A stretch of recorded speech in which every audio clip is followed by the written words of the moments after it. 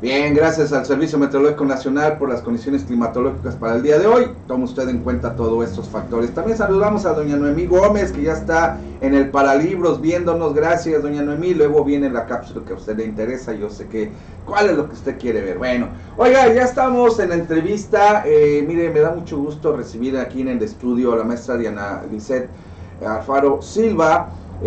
Pues que mire, este tema de la situación de donación de órganos, de trasplantes, es un tema que hemos venido manejando desde hace varios años, y digo venimos porque aunque la experta es ella, hemos tenido esta particularidad de compartir experiencias, ¿no?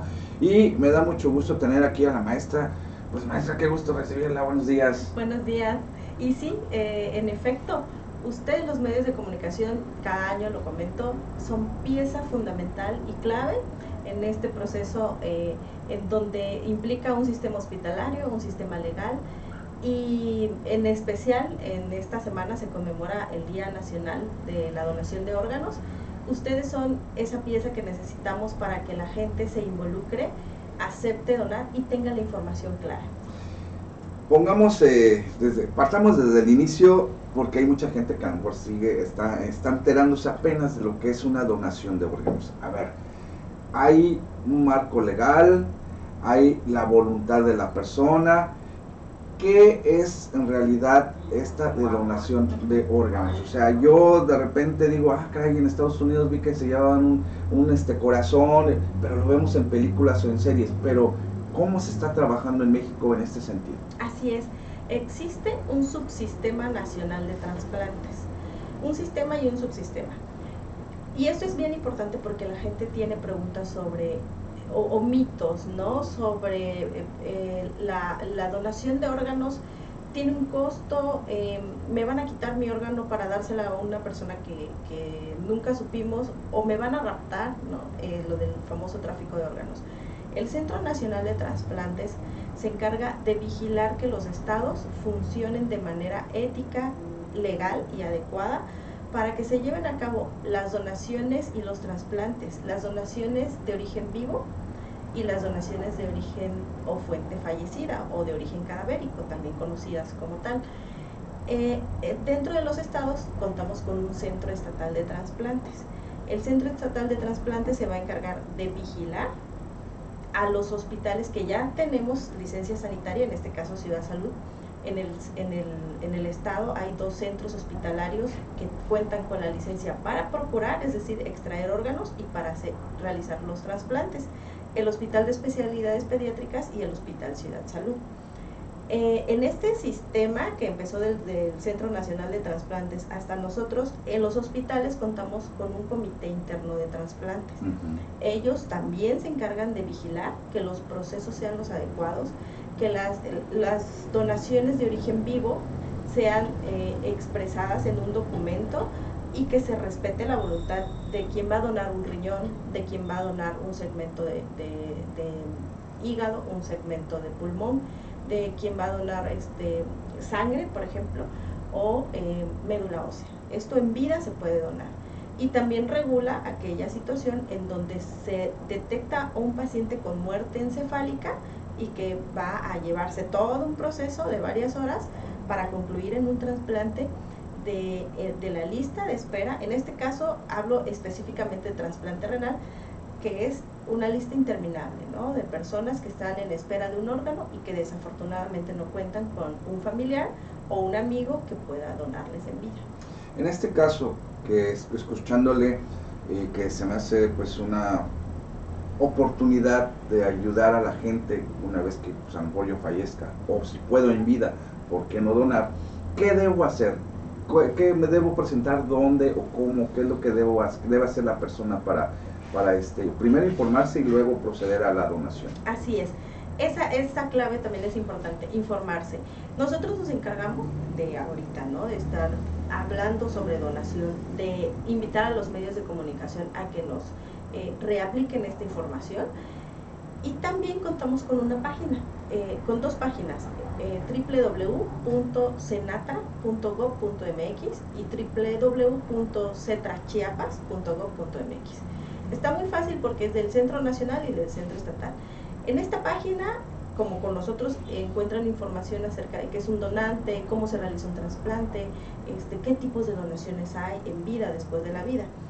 El siguiente paso, más que obtener una licencia que diga sí, donador, más que ir a un hospital a decir yo voy a donar, o más que llenar un documento, porque eso es muy importante, sí lo puedo hacer, estoy en mi derecho y les ayuda a los hospitales a determinar si son donadores en caso de un accidente, es comentar con la familia, hablar con la familia, soy donador y mi voluntad es que cuando a mí me suceda algo, ustedes puedan confirmar que yo voy a ser donante. Porque la ley, hasta el momento, desde hace tiempo que tenemos el gusto de conocernos, la ley no ha cambiado en el sentido de solo tenemos derecho a donar en vida si somos familiares, o si no somos familiares firmamos un acta notariada. Pero después de la vida, únicamente las personas en mi línea ascendente o descendente pueden disponer de mis órganos. Si yo en vida dejé un testamento, una hoja notariada, una carta en donde digo cuando me muera quiero donar todos mis órganos y mis tejidos, esto no es válido. Si yo siendo soltera, mi mamá llega y confirma, es mi hija, le confirman a mi mamá, tiene muerte encefálica, y ella dice, bueno, espero a que se pare el corazón, y el médico o el coordinador hospitalario le ofrece, usted puede donar los órganos de su hija, y ella dice, no, aunque me encuentre en la licencia, una tarjeta de donador, yo esté inscrita en el propio hospital, si ella dice que no, no va a donar. Pero si yo previamente hablé con ella, está comprobado que las familias que ya fueron donadoras recuerdan que en algún momento su familiar habló sobre donación con ellos, entonces posiblemente es casi un 90% más de probabilidad que donen mis órganos, porque la otra parte le corresponde al coordinador de solicitar, de hacer conciencia, de confirmar que la persona entendió el término muerte encefálica y que se solicitó la donación. Entonces estaríamos beneficiando a más de una persona. En vida puedo beneficiar a una persona nada más, porque solo me pueden quitar un riñón, y después de la vida puedo beneficiar hasta 20 personas. Entonces esto es magnífico.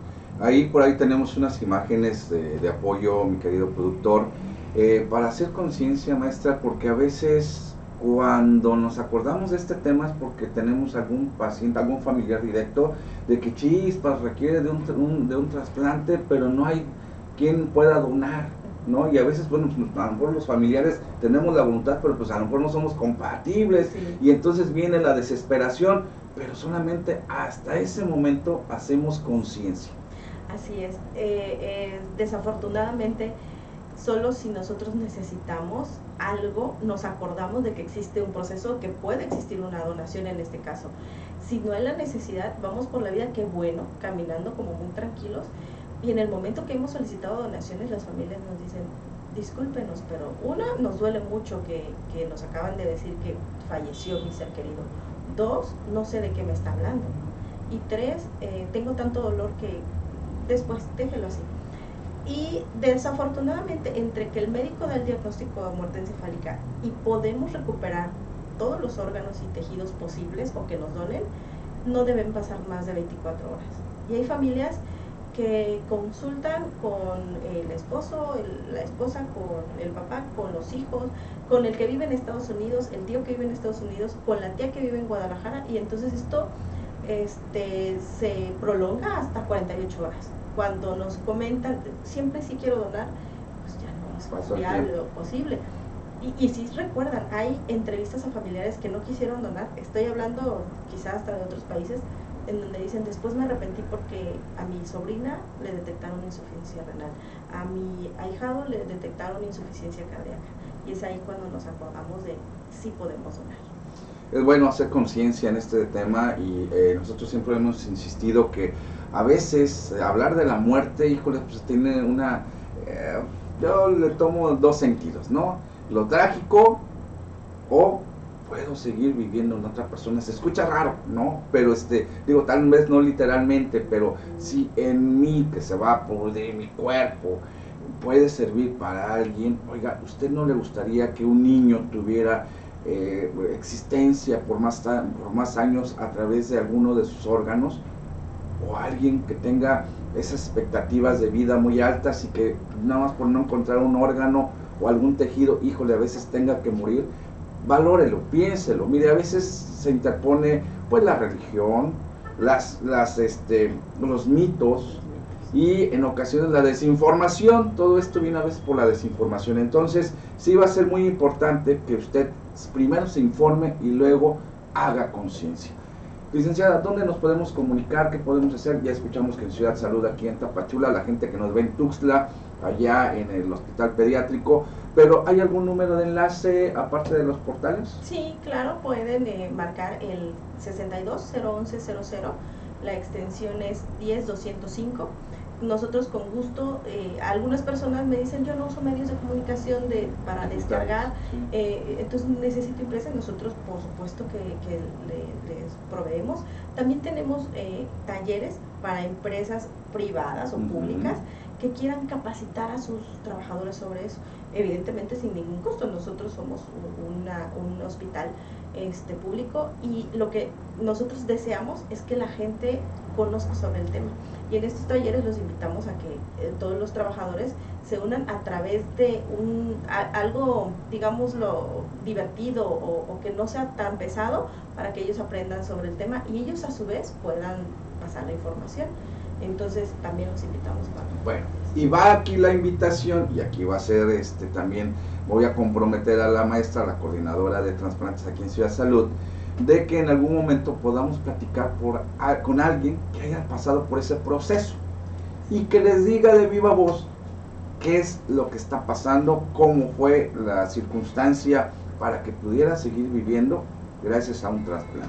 Entonces, no hay cómo comunicarse de jóvenes a jóvenes o de trasplantes, de personas trasplantadas a gente que lo necesita, y entonces ahí nos vamos a dar cuenta qué es lo que está pasando.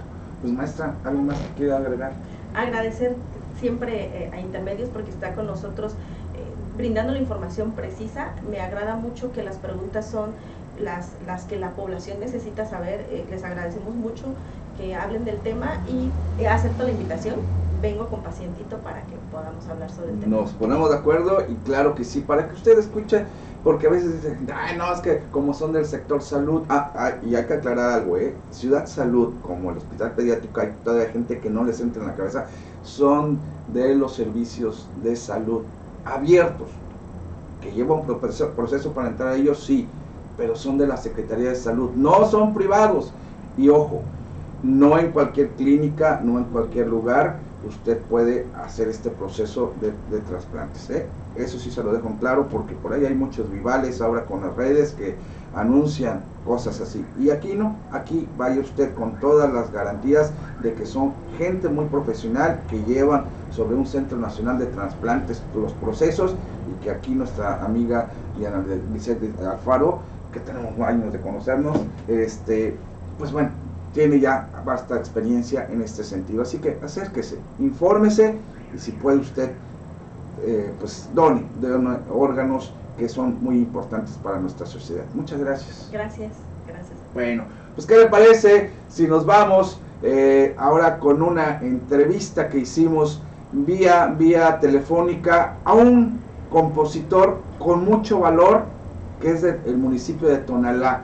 Usted no lo va a creer, tiene más de 70 años y ha compuesto más de 50 canciones. Lo tenemos aquí en la región, lo tenemos aquí en Chiapas, y luego de la entrevista le voy a presumir qué es lo que ha compuesto esta persona. Escuchemos la entrevista telefónica. ¿Qué tal?